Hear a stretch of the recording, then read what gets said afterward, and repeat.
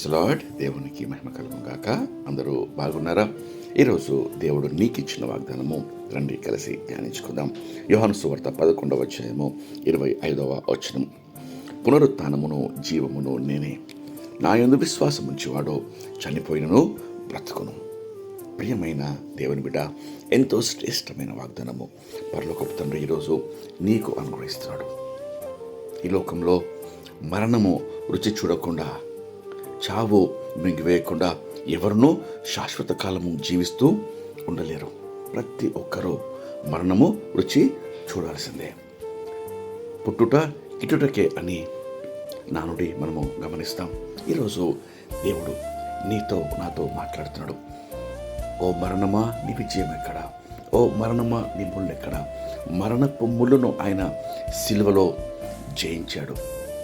మరణాన్ని ఎన్నడూ ఇక శాసించకుండా మానవాళి జీవితంలో ఆయన యందు విశ్వాసం ఉంచి వారిలో మరణము ఏ హాని చేయలేదు, మరణం ద్వారా ఏ ప్రమాదము లేదు అని ఆయన సెలవిస్తూ దేవుడు వాగ్దానం చేస్తున్నాడు. పునరుత్థానమును జీవమును నేనే అనగా మానవుడు శరీరానుసారంగా ఒకవేళ మరణించినను ఆ మరణము కేవలము ఒక స్వల్పకాల ఎడబాటే. తర్వాత క్షయమైన ఈ శరీరము అక్షయంగా మార్చబడును, మట్టి శరీరము మహిమ శరీరంగా మార్చబడును. దేవుడు ఆయన ఏ రీతిగా మరణమును జయించి సమాధిని గెలిచి ఆయన పునరుత్థానుడై తిరిగి లేశాడో, ఆ రీతిగా ఆయన యందు విశ్వాసం ఉంచి ప్రతి వాడు కూడా తిరిగి మహిమ శరీరంతో, తిరిగి అక్షయమైన శరీరంతో తిరిగి లేస్తారు. మహిమలో నుండి అధిక మహిమలోనికి యేసుక్రీస్తును పోలి జీవిస్తారు అని దేవుడు గొప్ప వాగ్దానము అనుగ్రహిస్తున్నాడు. కాబట్టి ప్రియమైన దేవుని బిడ్డలారా, ఈరోజు మరణాన్ని, పాతాళాన్ని, నిత్య నరకాన్ని ఆయన విశ్వాసికి సంపూర్ణంగా లేకుండా వాటిని కొట్టివేశాడు. అయితే ప్రశ్న, ఈరోజు నీవు యేసుక్రీస్తు యందు విశ్వాసం ఉంచుతున్నావా? నీ పాపములు ఆయన రక్తంలో కడుక్కున్నావా? ఆయనకు సాక్షిగా జీవించుటకు ఒక తీర్మానము చేసుకున్నావా? దేవుని వాక్యం సెలవిస్తుంది, నీ కొరకు, నా కొరకు, ప్రపంచంలో ఉన్న ప్రతి మానవాళి పాపముల కొరకు ఆయన సిలువలో అప్పగించబడ్డాడు. తలపై ముళ్ళ కిరీటము, చేతుల్లో మేకలు, పాదములకు శిలలు, శరీరమంతా నలుగొట్టబడింది, దున్నబడింది. ఆయన మరణించాడు, కారణము నీ పాపముల కొరకు. మరి ఆయన మరణం జయించి తిరిగి లేచాడు నిన్ను నీతిమంతునిగా చేయటకు. ఈరోజు ఆయన యందు విశ్వాసం ఉంచు ప్రతివానికి నశింపక నిత్య జీవం పొందినట్లు యేసుక్రీస్తు నీ కొరకు, నా కొరకు ఆయన ఈ గొప్ప బలియాగము చేశాడు.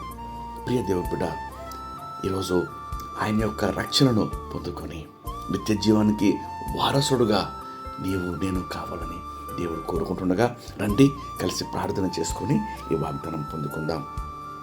ప్రార్థన. మహాపరిశుద్ధమైన మా ప్రియమైన పరలోకపు తండ్రి, మీరు ఇచ్చిన శ్రేష్టమైన వాగ్దానంకై మీకు ఎంతో స్తోత్రం చెల్లిస్తున్నాయా. పునరుత్థానమును జీవమును నేనే, నా యందు విశ్వాసం ఉంచేవాడు చనిపోయినను బ్రతుకునని సెలవిస్తున్నారయ్యా. ఉదయకాలంలో ప్రభా, వాక్యం వినిచిన ప్రతి ఒక్కరిని దీవించండి.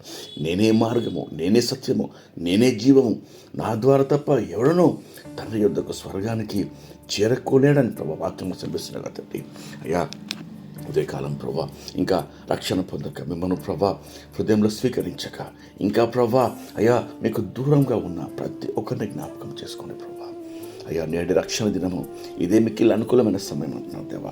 తమ హృదయాలు నీకు అర్పించి ప్రభు మీ రక్తం ద్వారా పాపములు ప్రభు కడుక్కొని పరిశుద్ధులుగా, విశ్వాసులుగా అయ్యా నిత్య జీవానికి వారసులగుటకు కృప ఇమ్మలందరికీ దయచేయమని, దినమంతటి కావాల్సిన కాపుదల భద్రత ప్రార్థనలోకి వచ్చిన వారందరికీ అనుగ్రహించమని, బర్త్డేస్ ప్రభా, యానివర్సరీ జరుపుకుంటున్న వారిని ప్రభా దీవించి ఆశీర్వదించమని, దినమంతటి కావాల్సిన కృపతో ఈ బిడ్డలు నింపమని యేసుక్రీస్తు నామములో వేడుకొంచు ప్రార్థిస్తున్నాం తండ్రి. ఆమేన్. దేవుడు మిమ్మల్ని దీవించు.